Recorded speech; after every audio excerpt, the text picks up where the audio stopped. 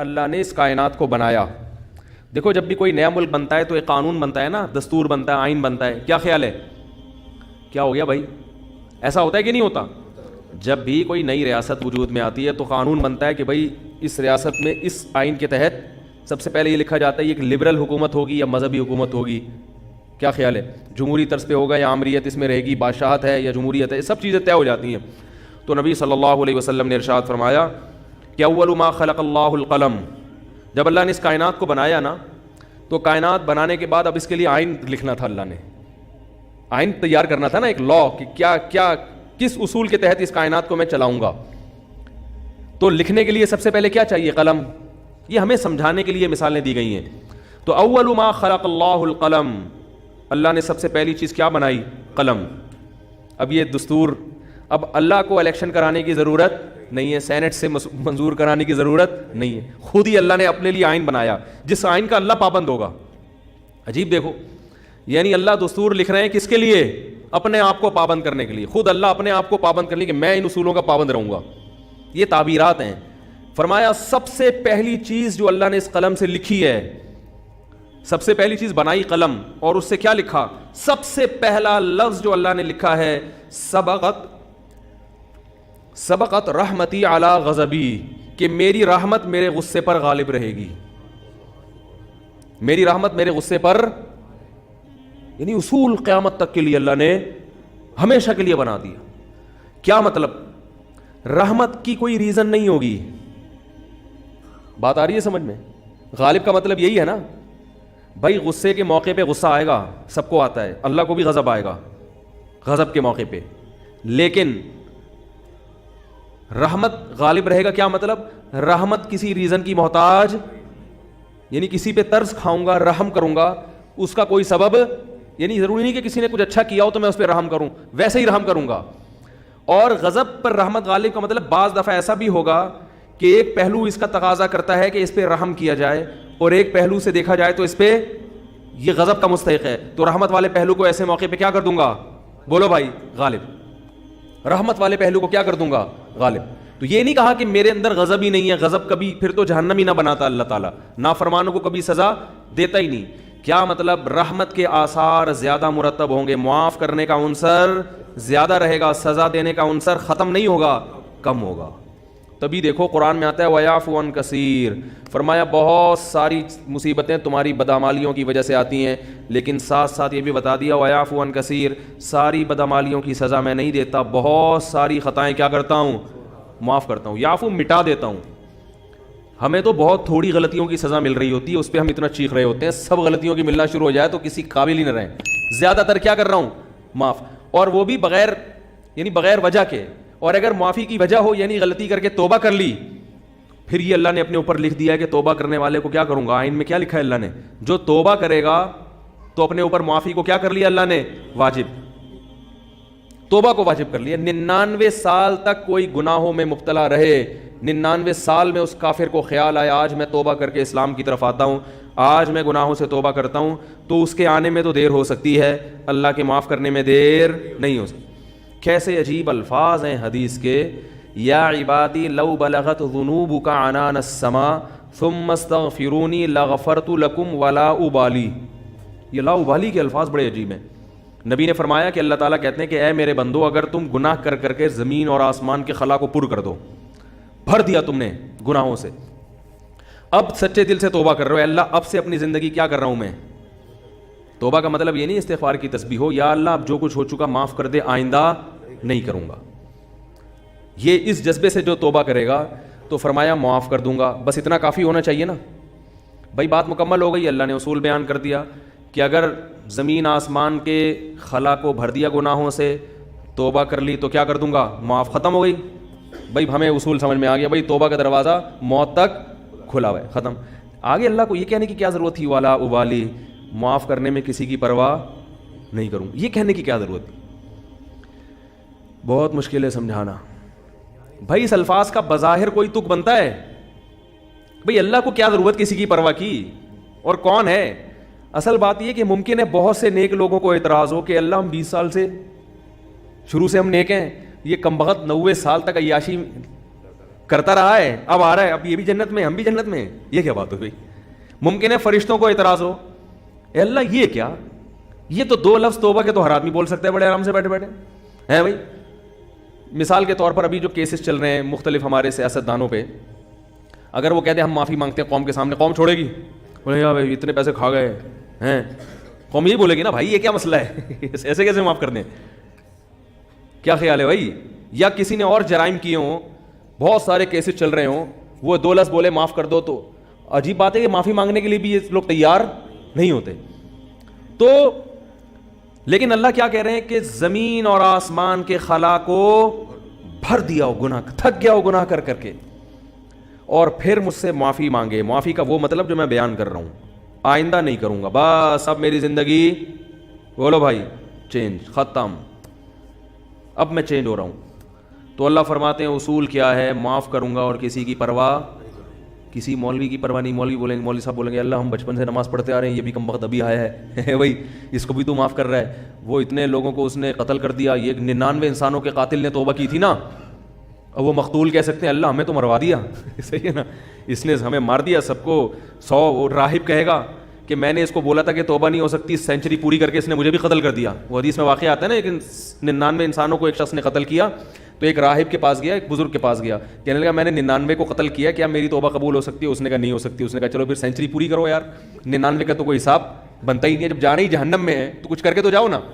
راہب کو بھی مار دیا ٹھیک ہے نا, 100 آدمی قتل کر دیے. پھر کسی عالم کے پاس گیا, بھائی میں نے 100 انسانوں کا قتل کیا, کیا میری توبہ قبول ہو سکتی ہے؟ اس عالم نے کہا کیوں نہیں ہو سکتی بھائی, اللہ سے معافی مانگ رہے ہو, اللہ معاف کرنے والا ہے, توبہ کرو. وہ عالم تھے نا, علم تھا ان کے پاس, ان کو پتا تھا کہ اگر میں نے بول دیا تو 101 ہو جائیں گے کیا ہو جائیں گے؟ 101 ہو جائیں گے. اور یہ بھی اللہ سے بھی ڈر تھا ان کو. تو فرمایا اللہ ابالی, اللہ کہتے ہیں مجھے کسی کی پرواہ نہیں ہے, کیونکہ یغفر لمن یشاء, میں کوئی جمہوری طرز کا حاکم نہیں ہوں کہ الیکشن سے مجھے سلیکٹ کیا ہو, مجھے مخلوق کے سامنے جواب دینا ہو کہ بھائی کیوں, اصل میں اس کی وجہ یہ تھی کہ دیکھو نا ایکچولی اگر ہم اس طرح سے معافی کا آپشن نہ رکھیں تو پھر تو کوئی توبہ کرے گا ہی نہیں, اس لیے ایکچولی اس میں نہ اللہ فرماتے ہیں مجھے اس کی ضرورت نہیں ہے, میں خدا ہوں, تمہارے مشورے سے میں خدا نہیں بنا, ٹھیک ہے نا. تو میں نے شروع میں لکھ دیا تھا کہ میری رحمت میرے غصے پہ غالب. یہ تمہاری اسمبلی نہیں ہے کہ ہر تھوڑے دن میں آئین چینج ہو رہا ہے. 73 کے آئین کے تناظر میں کچھ اور تھا اور 75 کے آئین کے تناظر میں, تو یہ اسمبلی تھوڑی ہے. میں نے شروع میں بات لکھ دی تھی میری رحمت میرے غصے پہ غالب, تو جب تک یہ قتل کر رہا تھا میرا غصہ تھا, اب چونکہ میری طرف آ رہا ہے تو رحمت و غصے کو کچل کے فنا کر دے گی, رحمت غالب آئے گی, کیونکہ یہ لکھ دیا ہے میں نے آئین میں. سب سے پہلے میں نے قلم بنا کے جو چیز سب سے پہلے لکھی تھی, جو سب سے پہلے منظور ہوا قانون, اسی کو میں اگر خلاف ورزی شروع کر دوں تو یہ کیسی بات ہوئی؟ تو لا ابالی, کسی کی پرواہ نہیں کروں. تو لیکن یاد رکھو توبہ کا دروازہ تو کھلا ہوا ہے, لیکن توبہ کی توفیق بسا اوقات سلب ہو جاتی ہے گناہ کر کر کے. توبہ میں تاخیر نہ کیا کرو اس چکر میں کہ ہم بھی جب 99 کے ہو جائیں گے تو ہم بھی توبہ کر لیں گے, کیونکہ 99 تک پہنچنے کا یقین نہیں ہے, کچھ پتہ نہیں کب موت آ جائے. اور دوسری بات یہ کہ ضروری نہیں کہ ہمیشہ توبہ کا جذبہ بھی پیدا ہو. ابھی اگر جذبہ ہے, یہ جذبہ ضروری نہیں کہ برقرار رہے. لوگ ایمان کے ڈاکے دار بیٹھے ہوئے ہیں جو آپ کا ایمان سلب کر لیں گے, آپ کو توبہ کی اہمیت ہی دل سے ختم ہو جائے گی.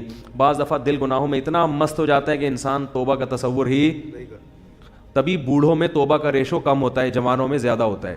یقین آئے تو دیکھ لو سروے کر کے, بوڑھے لوگ اسلام کم قبول کرتے ہیں, جوانوں میں اسلام قبول کرنے کا ریشو زیادہ ہے. حالانکہ جوانی میں جو غیر مسلم اسلام لا رہا ہے اس کی عیاشیاں چھوٹ رہی ہیں. کیا خیال ہے؟ بوڑھے کے لیے تو اسلام آسان ہے نا بھائی, جو کفر کی حالت میں آپ نے عیاشیاں کی, بڑھاپے میں تو اب وہ عیاشیاں نہیں ہو سکتی. اب اسلام لانے میں کیا جا رہے ہیں, صرف کلمہ پڑھو, پھر بھی نہیں پڑھتے ہو. بڑھاپے میں اسلام لانا آسان ہے مگر اسلام لانے کا ریشو کم ہے.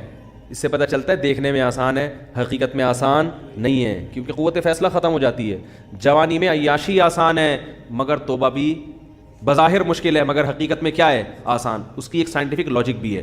وہ لاجک یہ ہے کہ انسان جب جوان ہوتا ہے تو گناہ کی طرف جیسے اس کی رغبت بہت زیادہ ہوتی ہے, اس کی بریکیں بھی اسی حساب سے مضبوط ہوتی ہیں. دیکھو نئی گاڑی کا ایکسیلیٹر جیسے تیز ہوگا نا, بریکیں بھی کیا ہوں گی, کیا ہو گیا بھائی, نئی گاڑی کا ایکسیلیٹر ایسا ہوتا ہے کہ ادھر اشارہ کیا, پاؤں رکھا اور زوں کر کے بھاگی, تو بریک بھی ذرا سی آپ اشارہ چاہیے بریک کو, ایک دم ٹھا کر کے رکے گی. کیا خیال ہے؟ الٹ جائے گی مگر چلے گی نہیں آگے. اعصاب مضبوط ہوتے ہیں انسان کے جوانی میں. جیسے رغبت ہو رہی ہے نا گناہ کی طرف, تو اگر وہ برداشت کر کے بچنا چاہے گا, ایسے ہی بریکیں بھی کیا ہوں گی, بولو بھائی, مضبوط. اور پرانی گاڑی میں کیا ہوتا ہے, پورا ایکسیلیٹر پہ پاؤں رکھ کے کھڑے ہو جاؤ, پھر وہ ڈک ڈک ڈک کر کے چلے گی آگے. جس طرف آپ جانا چاہ رہے ہو ادھر جائے گی, سوچے گی پہلے جانا ہے کہ نہیں جانا ہے بھائی, جائے گی, ڈک ڈک ڈک ڈک ڈک آواز آئے گی, شور زیادہ مچائے گی, کام کم کرے گی. شور بہت مچائے گی, ہاں ہاں آوازیں آ رہی ہیں, آدمی کہے گا پتہ نہیں شاید میں نائٹ رائڈر میں بیٹھا ہوا ہوں. پھر وہ اتنی آرام آرام سے پک اپ پکڑے گی. پھر جب آپ نے بریک لگائی, 5-10 کو بھیڑتے ہوئے 25-30 تو بندے مارے گی آگے جا کے. میں نے ایک دفعہ پرانی گاڑی خریدی, تو مجھے پہلے تجربہ نہیں تھا کہ کس طرح سے ٹوپیاں کرائی جاتی ہیں نا, تو وہ میں نے کہا چلو ہاتھ صاف کرنے کے لیے اچھی ہے. تو میں جب وہ ڈرائیور جو بیچ رہے تھے نا گاڑی, ان کے ساتھ سائڈ پہ بیٹھا. اچھا میں گاڑی چلانے کے لیے بیٹھا, میں نے کہا چیک کروں, تو ایکسیلیٹر کا یہی حال تھا جو میں نے آپ کو بتایا. انہوں نے زمین آسمان کے قلابے ملا دیے گاڑی کی تاریخ. یہ گاڑی 78 کروڑا ہے, 78 کروڑا جو ہے نا, ساری ٹیکسیوں میں یہی چل رہی ہے 78 کروڑا, نام تھا بھائی 78 کروڑا کا.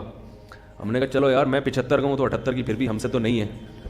تو ہم نے کہا ہاتھ صاف کرنے کے لیے اچھی ہے. اب ہم جب بیٹھے تو اس میں عجیب عجیب چیزیں آ رہی ہیں. تو میں نے جب سب سے زیادہ جب مجھے دھچکا لگا نا, بریک لگائی تو نہیں لگی. تو انہوں نے کہا اس کی بریک 3-4 دفعہ لگائیں گے تو لگے گی. 3-4 دفعہ لگائیں گے تو لگے گی. میں نے کہا کوئی بندہ سامنے آ گیا تو یہ گاڑی میں لکھ کے لگاؤں میں آگے کہ تیسری دفعہ میں لگے گی. بھائی آپ اتنا فاصلہ گاڑی سے رکھیں کہ تیسری دفعہ میں آپ یعنی ٹکر ہوئی تو آپ کی ذمہ. میں نے کہا آگے اس پہ کیا لگا دو, بورڈ لگا دو کہ بھائی یہ تیسری دفعہ میں لگے گی. میں نے کہا لے پکڑ بھائی اپنی گاڑی, یہ 78 کرو, ہم 75 کے اس سے اچھے ہیں, اللہ کا شکر ہے. کیا خیال ہے, ہم 75 کے اس سے, اللہ کا, ہماری پھر بھی پہلی دفعہ میں لگ جاتی ہے بریک.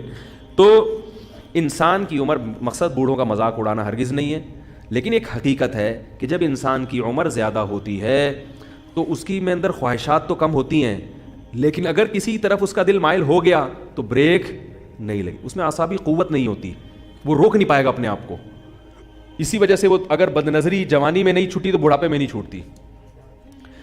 جوانی میں آپ کنجوس ہے تو بڑھاپے میں سخی نہیں ہو سکتے, یہ دماغ میں رکھو, ٹھیک ہے نا. جوانی میں آپ نے اچھے کام نہیں کیے تو بڑھاپے میں اب تیر نہیں مارو گے. یہ جو بوڑھے ہمیں مسجدوں میں نظر آتے ہیں یہ اچھے کام کرتے ہوئے, یہ وہ ہوتے ہیں جنہوں نے جوانی اچھی گزاری ہوتی ہے. بڑھاپے میں فلمیں دیکھنے کا شوق بڑھتا ہے, یاد رکھو. بوڑھوں میں جو انٹرنیٹ پر بیہودہ فلمیں دیکھنے کا رجحان ہے وہ زیادہ ہے ان بوڑھوں میں جن کو جوانی میں یہ چسکے لگ چکے تھے. حالانکہ ان کو وہ لذت نہیں آتی, وہ مزہ نہیں آتا, مگر ان سے برداشت نہیں ہوتا. جس نے جوانی میں کنٹرول کر کے چھوڑ دی, بڑھاپا اچھا گزرے گا اس کا. تو بریک جو ہے نا, جیسے آپ کا ایکسیلیٹر تیز ہے تو بریکیں بھی ابھی کیا ہیں, مضبوط ہیں. تو یاد رکھو. اسی طرح غیر مسلم, وہ اس کو عیاشی نظر آتی ہے کفر میں, لیکن اسلام لانے والے بھی کیا ہوتے ہیں, جوان ہی ہوتے ہیں زیادہ تر. جوانوں کو عیاشی, لیکن وہ چھوڑ دیتے ہیں, برداشت کرتے ہیں سب. بڑھاپے میں اسلام بہت آسان ہے, مگر بوڑھوں میں اسلام کا ریشو ختم تو نہیں ہے لیکن بہت کم ہے. وہ نہیں آتے, وہ کہتے ہیں چھوڑو یار ایک زندگی گزارنے بس. حالانکہ ان کو پتہ ہے کہ ہم غلط مذہب پہ تھے. کیا جا رہا ہے کلمہ پڑھنے میں بھائی, اب آپ کو تو اب ساری زندگی نماز کا بھی نہیں, ہم کہیں گے حج بھی اب اس بڑھاپے میں فرض نہیں ہوگا. کچھ بھی نہیں کرنا ہے, کلمہ پڑھنا ہے, 5 ٹائم نمازیں شروع کر دینی ہے. رمضان کے روزوں میں بھی رعایت ہو گئی ہے کہ جو بہت زیادہ بوڑھا ہو وہ فدیہ بھی دے سکتا ہے. کچھ بھی نہیں کرنا, کلمہ پڑھنا ہے اور اسی گھر میں رہ لو. یہ تھوڑی کہہ رہے خاندان کو چھوڑ کے جاؤ, لیکن ایک کلمہ زبان سے نہیں نکلے. وہ قوت فیصلہ ختم ہو گئی, کانفیڈنس ختم ہو گیا, وہ ذرا سی بھی مخالفت برداشت کرنے کی صلاحیت نہیں رہی. تو اس لیے اس امید پر کہ اللہ 99 سال میں توبہ قبول کرتا ہے, 99 کا انتظار مت کرو. اور ایک بات یہ بھی رکھو کہ توبہ تو قبول ہوگی مگر وہ مقام نہیں ملے گا جو اس شخص کا ہے جو شروع سے دین پہ چلتا آ رہا ہے.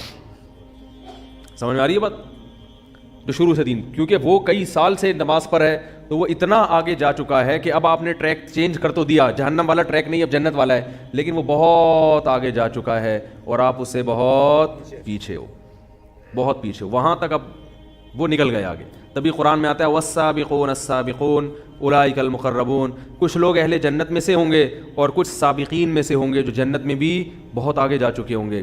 تو اسی وجہ سے نبی نے فرمایا نا, قیامت کے دن اللہ 7 آدمیوں کو عرش کے سائے میں جگہ دے گا. ان میں وہ بھی ہے شاب نشا فی عبادت اللہ عز وجل, جس نے جوانی میں اللہ کی اطاعت کی ہو.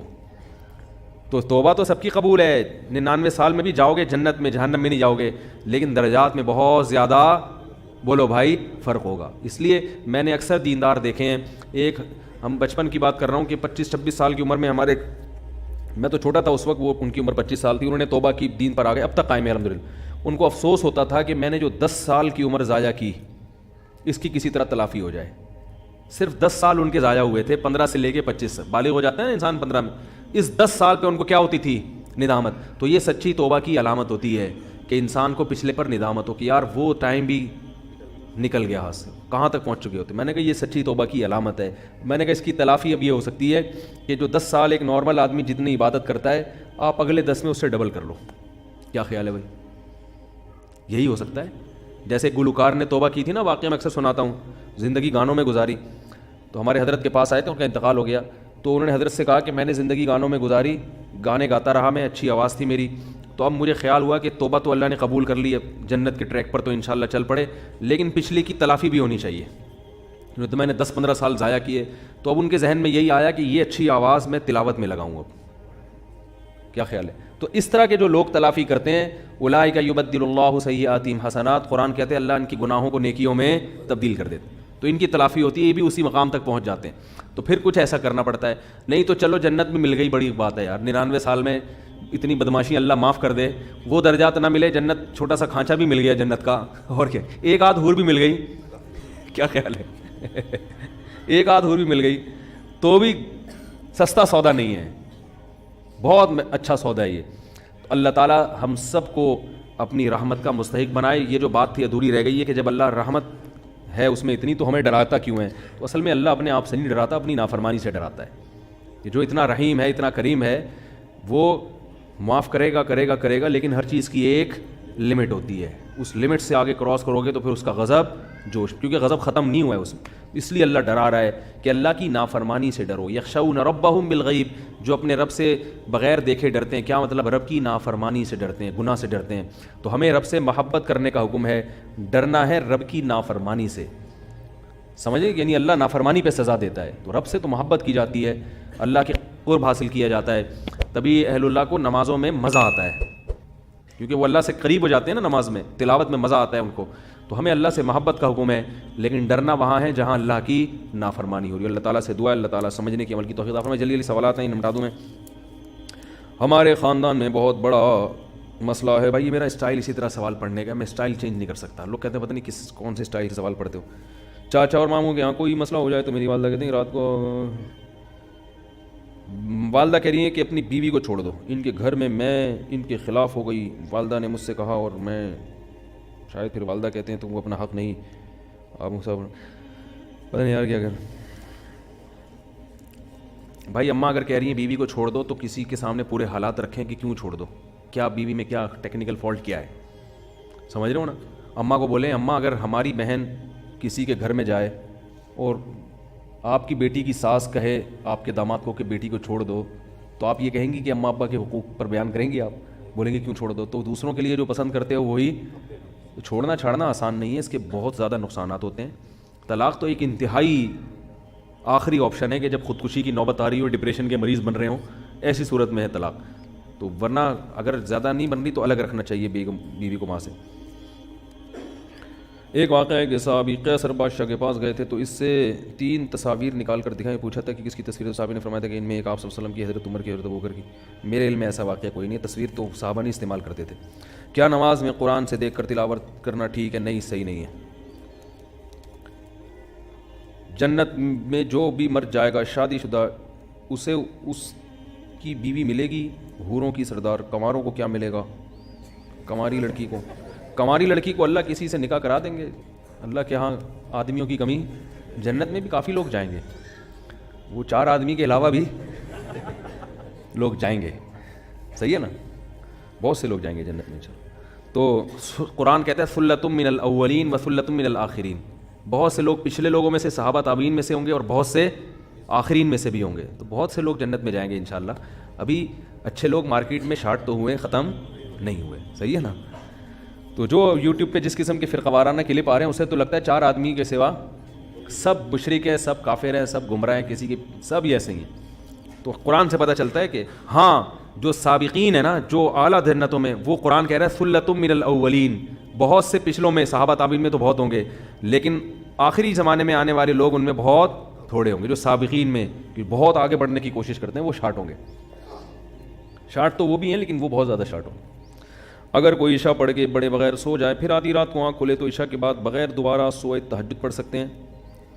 عشاء پڑھے بغیر سونا مکروہ ہے, بری بات ہے, اور آدھی رات تک عشاء کو مؤخر کرنا آدھی رات کے بعد یہ بھی مکروہ ہے. تو اس لیے عشاء آدھی رات سے بہرحال بلکہ ایک تہائی رات تک عشاء لازمی پڑھ لیا کریں. اور تہجد عشاء کے بعد ہی ہوتی ہے, عشاء سے پہلے نہیں ہوتی. تہجد کے لیے سونا ضروری نہیں ہے, سوئے بغیر بھی ہو سکتی ہے, مگر سنت طریقہ یہ ہے کہ پہلے نیند کی جائے پھر تہجد پڑھی جائے. سمجھ رہے ہیں کہ نہیں؟ سنت طریقہ ہے. بغیر سوئے تہجد ہو تو جائے گی مگر وہ ثواب نہیں ملے گا جو سونے کے بعد اٹھنے پر ہے. میزان بینک میں نوکری کے سلسلے میں عرض فرما دیں, جائز ہے یا ناجائز ہے؟ گھر والوں اور دوست احباب کو کس طرح مطمئن کیا جائے اسلامی بینکنگ کی طرح؟ بھائی جائز ہے. مطمئن کرنے کے لیے 1 سال کا پورا کورس کریں جو ہم نے پورا میزان بینک میں ریسرچ کی ہے, تحقیق کی ہے. اگر ممکن ہو تو آپ اپنے واسطے میری جاب کروا دیں. بھائی میں اس قسم کے تعلقات نہیں رکھتا. مجھے بڑے بڑے لوگ ہیں جو اپنا کارڈ دیتے ہیں, میں یہ ہوں, میں آرمی میں فلاں ہوں, میں جج ہوں, میں یوں ہوں. میں کارڈ رکھتا ہوں جیب میں ان کی عزت کے لیے, پھر گھر میں ایک ڈسٹ بن ہے اس میں لا کے ڈال دیتا ہوں. سمجھ والی بات. البتہ جن لوگوں کا ایجوکیشن سے تعلق ہے ان کے میں نمبر اس لیے سیو کر لیتا ہوں کہ پھر مجھے ان سے بعض چیزوں میں ریسرچ میں سمجھ میں آ رہی ہے بات مدن. ورنہ مجھے جتنے بھی آفیسر ٹائپ کے لوگ ہیں میرا ان سے کوئی لین دین نہیں, نہ میں ان سے کوئی کام نکلواتا ہوں, کیونکہ مجھے لوگ بہت کہتے ہیں.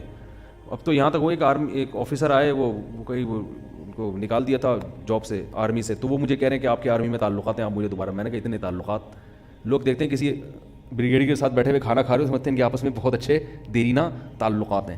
ایسا نہیں ہے. ماں طلاق یافتہ ان کے پاس کافی پیسے ہیں پر وہ اپنے بھائی پر کافی زور دے رہی ہیں کہ میرے بچوں کے عقیقہ کریں, اور بھائی کے پاس اپنے پیسے نہیں ہیں. اس بارے میں بھائی عقیقہ فرض واجب نہیں ہے, مستحب عمل ہے. پیسے نہیں ہیں تو نہ کریں. سمجھ رہے ہیں؟ بچہ پیدا ہونے پہ اتنے خرچے ہو رہے ہیں آج کل, تو عقیقے کے اگر پیسے نہیں ہیں تو کیا خیال ہے بھائی, نہیں کریں. اور اگر پیسے ہیں تو ویسے تو افضل ہے کہ لڑکے کے 2 بکرے, لڑکی کا 1 بکرا, کیونکہ بعض ائمہ کے نزدیک, خاص طور پر امام ابو حنیفہ رحمہ اللہ تعالیٰ کے نزدیک, عقیقہ جو ہے یہ قربانی جب بقرعید کی قربانی سے پہلے کا ہے. جب بقرعید کی قربانی واجب ہوئی تھی تو امام ابو حنیفہ کی رائے ہے کہ عقیقہ منسوخ ہو گیا تھا, اور صاحبین کی رائے ہے کہ منسوخ نہیں ہوا. تو اس لیے احناف کے پاس دونوں قول ملتے ہیں اس میں. امام حنیفہ کی رائے میں عقیقہ یہ بقرعید کی قربانی سے پہلے ہے, لیکن صاحبین کے نزدیک اور جمہور کے نزدیک نہیں, بقرعید کے بعد بھی ہے. تو اس لیے کرنا چاہیں تو بھی ٹھیک ہے, نہیں کرنا چاہیں, اور خاص طور پہ قرضے لے کے کرنا, پیسے ہیں نہیں, یہ پھر مناسب نہیں. اگر اللہ نے کھلا کھاتا دیا ہے ٹھیک ہے, بیٹے کی خوشی میں 2 بکرے, اور بیٹی میں بکرے نہیں ہوتے 2 دمبے بھی کر سکتے ہو. لوگ بکرا ہی ضروری سمجھتے ہیں, گائے بھی کر سکتے ہو. کیا خیال ہے بھائی؟ ایک چھوٹے سا بچڑا لے آؤ, کٹا نہیں ہوتا, بھینس کے کٹے بڑے ٹائٹ ہوتے ہیں, تو وہ ایک کٹا لے آؤ, 7 حصے ہو جائیں گے اس میں. اچھا, عقیقے میں جانور کا 2 دانت کا ہونا بھی ضروری نہیں ہے. سمجھ رہے ہیں؟ عقیقے کی وہ شرطیں نہیں ہیں جو قربانی کے جانور کی شرطیں ہیں. ارے کھیرا جانور بھی چلے گا عقیقے میں, کھیرا جانور بھی لیکن ایک بات کا خیال کرو کہ بالکل دودھ پیتا بچہ اس کو ماں سے جدا کرنا جائز نہیں ہے. یہ لوگ ظلم کرتے ہیں کہ بکری سے اس کا بچہ چھین کے الگ کر دیا, یا 2 بچے ہیں پھر تو چلو ایک کاٹ دیا آپ نے, ایک تو رہتا ہے اس, وہ دوسرے کو یاد نہیں کرتی وہ, لیکن دونوں چھین لیے, جانور بہت سخت عذاب میں آتا ہے. اور بھینس تو اپنے بچوں سے ایسے محبت کر دی ایسے عشق ہو. یہ گوالے بڑا ظلم کرتے ہیں, بھینس کے بچے اس سے چھین لیتے ہیں اور جا کے کاٹ کے کھلا دیتے ہیں. تو جانور کے بچوں کو ماں سے الگ کرنا, بولو بھائی, درست نہیں ہے. لوگ بلیاں بچے دے دیتی ہیں گھر میں, بلی کو الگ پھینکا ہے, بچوں کو الگ پھینکا ہے. تو اللہ, میں نے خود بلیاں بچپن میں بہت پالی ہیں. اتنے موٹے موٹے آنسوؤں سے بلی روتی ہے اگر اس کا بچہ گم جائے, کئی دن تک روتی رہتی ہے, کئی دن تک چیختی رہتی ہے. تو تھوڑا سا تو دل ہونا چاہیے نا سینے کے اندر. تو اللہ نے یہ نیچرل محبت رکھی ہے, یہ بہت زیادہ, یہ قدرت کی طرف سے. ہمارے گھر میں ایک بلی تھی, ہم نے پالی ہوئی تھی, اس کا ایک چھوٹا سا بچہ تھا, وہ مر گیا. تو ہم نے اٹھا کے پھینک دیا. اب وہ جو اس کی ماں آتی تھی روزانہ ایک مخصوص آواز نکال کے تلاش کرتی تھی نا اس کو, بچے کو. ایک ہی تھا, اگر زیادہ ہونا تو اتنا مسئلہ نہیں ہوتا, جانور کو نہیں پتہ ہوتا کہ کتنے ہیں, صحیح ہے نا, وہ کو پتا ہے میرے بچے ہیں. تو ایک بھی جب تک زندہ رہتا ہے نا وہ سمجھتا ہے یہی ٹوٹل ہیں, لیکن وہ بھی غائب ہو گیا تو پھر وہ جانور پاگل ہو جاتا ہے. تو یہ اللہ نے محبت رکھی ہے. تو اس لیے تمام فقہاء نے اس پر لکھی ہے یہ بات, فقہاء کرام نے, کہ یہ مکروہ ہے, ناپسندیدہ عمل ہے, جائز نہیں ہے یہ. تو اس لیے کٹا کوئی ایسا ہو کہ وہ تھوڑا سا تمیز والا کٹاؤ ٹھیک ہے نا, تو اس کو کاٹ کے کھا جائے عقیقے میں. 7 بچوں کا کیا ہو جائے گا. عقیقہ رکھا کیوں ہے شریعت نے؟ فیملی پلاننگ والوں کو سمجھانے کے لیے کہ بچے کی پیدائش ایک نعمت ہے, لہذا اس میں بکرا بھی کٹے گا اور کھانا بھی کھائیں گے, چاہے 8واں بچہ ہو یا 18واں بچہ. ابھی ایک پنجاب یونیورسٹی کے بہت بڑے پروفیسر مجھ سے لاہور میں اسپیشل ملنے کے لیے آئے, بیانات سنتے ہیں وہ. 30-32 سال سے زیادہ عرصہ ہو گیا وہ پنجاب یونیورسٹی میں لیکچر دے رہے ہیں, تو کتنے سینئر لیکچرار ہوں گے نا, اور پی ایچ ڈی ڈاکٹر بھی ہیں, انوائرمنٹ میں انہوں نے پی ایچ ڈی کیا ہوا ہے. میں نے پہلے ان سے کوالیفیکیشن ان کا نمبر میں نے سیو کیا, کیونکہ ایسے پڑھے لکھے لوگوں سے آدمی کو بہت فائدہ ہوتا ہے نا, معلومات ملتی ہیں. تو انہوں نے بتایا کہ آپ کے جو بیانات ہوتے ہیں نا کہ بچے کی ولادت سے عورت کی صحت اچھی ہوتی ہے, یعنی یہ عورت کی صحت کے لیے ضروری ہے, حمل روکنا نقصان دہ. انہوں نے کہا میں اپنی ماں کا 17واں بچہ ہوں, اپنی والدہ کا 17واں بچہ ہوں. 13 سال میں والدہ کی شادی ہوئی تھی, 17واں بچہ ہوں, اور میری والدہ 80 سال کی عمر میں بھی گھر کے سارے کام کاج کرتی تھیں. ان کی ریسرچ ہے. مجھے تو آپ کہہ سکتے ہیں مولوی آدمی ہوں, میں نے بھی ریسرچ ہی پیش کی تھی نا. تو یہ گراؤنڈ ریئلٹی ہے جو میں یہاں بیٹھ کے بیان کر رہا ہوں. نسل روکنے سے عورت کی صحت خراب ہوتی ہے. عورت کو اللہ نے ایک بہت سارے کاموں میں ایک کام یہ بھی ہے کہ وہ نسل بڑھائے, تو اس فطرت کی تکمیل کرے گی. وقتی نقصان ضرور ہوتا ہے, جیسے میں نے اس کی مثال دی تھی نا, آپ جاگنگ کر رہے ہوں تو آپ ہوا ایک دم سانس پھول جائے گا اور کمزوری بھی آئے گی, چکر بھی آ سکتے ہیں. اب اس چکر کو, کمزوری کو دیکھ کر کوئی یہ کہے کہ جاگنگ کرنا صحت کے لیے نقصان دہ ہے, تو پاگل ہے وہ. بھائی یہ تو وقتی طور پر ہوگی, اب کھاؤ پیو صحت مند ہو جاؤ گے. کوئی آدمی جم خانے سے آیا اور آ کے پڑ گیا, جم میں اس نے ڈنڈ پہلے تھے, ورزش کی تھی, وہ آپ کو یہ ہوتا ہے جم جانے سے اٹھا نہیں جا رہا ہے اس کمبخت سے تو اپنے گھٹنوں سے. تو بھائی اب خوراک کھاؤ, آرام کرو, تو ریکوری ہوگی تو پہلے سے زیادہ. تو اسی طرح عورت کی اچھی خاصی انرجی سرو ہوتی ہے بچے کی ولادت میں. وقتی طور پر بہت نقصان ہوتا ہے اس کو, وقتی ہوتا ہے, پھر وہ کھائے گی, خوراک ملے گی اس کو, تو پھر وہ پہلے سے زیادہ صحت اچھی ہوگی اس کی, موٹاپا نہیں آئے گا, بہت سارے فائدے ہیں, عمریں لمبی ہوتی ہیں. پہلے یہ دادیوں نانیوں کی عمریں لمبی ہوتی تھیں, لوگ کہتے ہیں خوراک پہلے اچھی تھی. اب بھائی خوراک اچھی کھا لو, کس نے کہا ہے کہ گندی خوراکیں کھاؤ؟ آج بھی اچھی خوراکیں ملتی ہیں, جاؤ کھاؤ آپ بیٹھ کے. کس نے کہا ہے پیزا برگر کھاؤ؟ پیزا برگر کھاؤ گے تو کچھ بھی کر لو, نسل روکو یا نہیں روکو, آپ کی صحت برباد. اللہ نے جو چیز پیدا کی ہے نا, جو بھی چیز قدرت نے, اس کے اندر ایک سائن رکھا ہوا ہے, ایک علامت ہے. دیکھو اخروٹ دماغ کے لیے بہت مفید ہے یا نہیں؟ کسی بھی ڈاکٹر سے پوچھو, کسی بھی حکیم سے پوچھو, اخروٹ دماغ کے لیے, یعنی ڈرائی فروٹ میں اخروٹ سے بہتر دماغ کے لیے کوئی چیز نہیں ہے. پوری دماغ جیسی شکل اللہ نے اس کی بنائی ہے. کیوں؟ سائنسی نے اب ترقی کی ہے. تو یہ ہزاروں سال پہلے قدرت نے اخروٹ کی شکل ایسی بنا دی کہ اس میں میسج دے دیا کہ یہ بالکل کیا ہے, دماغ ہے, تو دماغ کو صحیح کرنا ہے تو یہ کھا لو. نہیں آ رہی بات میرا خیال ہے. یہ قدرت نے نا کچھ سائن علامتیں رکھی ہوئی ہیں بہت ساری چیزوں میں. اخروٹ کھوپڑی ہوتی ہے بالکل, اور اندر سے بالکل ایسے رکھا ہوا ہوتا ہے یوں کر کے, دو مغز جیسے انسان میں 2 مغز ہوتے ہیں نا, ایسے بالکل ایسے ہوتے ہیں, اور اس میں لائنیں بھی, نسیں بھی نظر آئیں گی دماغ جیسی. دماغ کے لیے بہترین. بادام آنکھوں کے لیے اچھا ہے, بالکل آنکھ کی شکل کا ہوتا ہے. یہ جو آپ کا لوبیا ہے یہ کڈنی ہے, شکل کیسی ہے اس کی؟ بالکل گردہ ہوتا ہے, گردوں کے لیے اچھی چیز ہے. تو بہت ساری چیزیں ایسی ہیں. تو میں کہتا ہوں یہ جو پیزا ہے نا, یہ برگر کی طرح ہوتا ہے. تو کھاؤ گے تو کیا بن جاؤ گے؟ برگر بن جاؤ. آپ کو اچھا موٹے تازے ہو جائیں گے تو برگر کی طرح تو ہوگے, کوئی پچکائے گا تو پچک بھی آسانی سے جاؤ گے. پیزا موٹا تو ہوتا ہے مگر پچکا ہوا ہوتا ہے, دباؤ گے تو کیا ہوگا؟ برگر بھی یوں کرو گے, روٹی کو دباؤ تو روٹی کو دبتی نہیں ہے, چبانا پڑتا ہے تمیز سے. سمجھے؟ جس کے دانت نہیں ہے وہ روٹی کھا نہیں سکتا, برگر کھا لے گا چائے میں ڈبو کے, کیونکہ ڈبو کے کھانے کا اپنا مزہ ہے. وہ سنا ہے نا لطیفہ, بہت لوگ پرانا ہو گیا, جلدی سے سنا دوں آپ فریش ہو جائیں گے. وہ ایک آدمی کسی کے یہاں رشتہ, بیان ختم ہو گیا, جو جانا چاہیں جا سکتے ہیں. ایک آدمی کسی کے گھر میں رشتہ لینے کے لیے گیا, تو وہ لڑکی کے ابا نے نا, جو لڑکا آیا تھا رشتہ لینے کے لیے, اس کے سامنے چائے اور بسکٹ رکھ دیے. اب وہ لڑکا وہ ڈبو کے کھا رہا ہے نا, تو لڑکی کے والد نے بولا کیا ہے اس کو تو تمیز نہیں ہے کھانے کی, تو انکار کر دیا رشتے کا. اب لڑکے کو بڑے شرمندگی, بہت افسوس ہوا, یار یہ کیا ہو گیا, اور پتہ بھی تھا کہ کیوں انکار کیا. تو باہر نکل کے لڑکی کے ابا سے کہتے ہیں رشتے کا آپ نے انکار کر دیا, افسوس تو بہت ہو مگر ڈبو کے کھانے کا اپنا ہی مزہ ہے. ڈبو کے کھانے کا اپنا ہی مزہ ہے, وہ تھوڑی چھوڑیں گے ہم.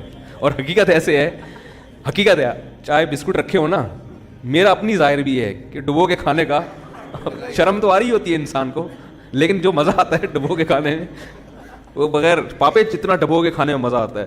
تو بسکٹ ہو کوئی بھی چیز, ڈبو کے کھانے کا بہرحال اپنا مزہ ہے. تو اب کوئی بھی, میں کہیں جاتا ہوں نا, کوئی لوگ چائے بسکٹ رکھ دیتے ہیں زبردستی کہ کھا وہ لو, تو پھر میں ڈبو کے ہی کھاتا ہوں, اور میں بولتا ہوں بھائی ڈبو کے کھانے کا اپنا مزہ ہے. آپ کو لگے گا مفتی صاحب کیا کر رہے ہیں، پر ہم آپ کی وجہ سے مزہ تھوڑی چھوڑ سکتے ہیں. تو برگر جو ہے نا، برگر ڈبو کے کھاؤ یا بغیر ڈبوئے کھاؤ، جیسے بھی کھاؤ گے کیا بن جاؤ گے، برگر جیسے بن جاؤ گے. تو روٹی کھایا کرو، صحیح ہے، ڈبل روٹی نہیں کھایا کرو. اللہ تعالیٰ سمجھنے کی عمل کی توفیق عطا فرمائے. سبحانک اللہم و بحمدک، نشہد ان لا الہ الا انت، نستغفرک و نتوب الیک.